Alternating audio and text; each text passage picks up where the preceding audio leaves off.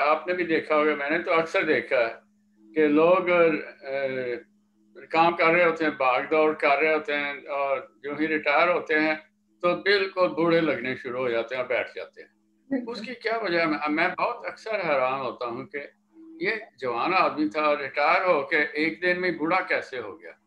तो ये मुझे लगता है कि उसके कुछ वजूहात हैं। उसकी वजूहात एक तो ये है कि आप जब रिटायर होते हैं तो you get the retirement bug. आपको लगता है कि अब हम किसी काम के नहीं रहे हैं, अब हमें सारा दिन आप क्या करते हैं, सलवार कमीज पहन कर सारा दिन घर बैठे रहते हैं, काम कोई होता नहीं है, और नींद नींद भी ज़्यादा आती है जब बोर्डम हो, तो सोए रहते हैं। तो then you start looking old also.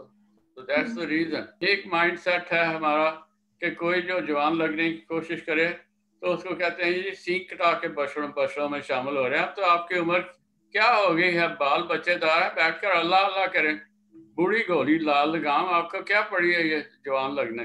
तो ये this is a mind set. तो इस माइंड सेट में सारे हम फंसे हुए हैं, तो उसको उसमें से निकालें।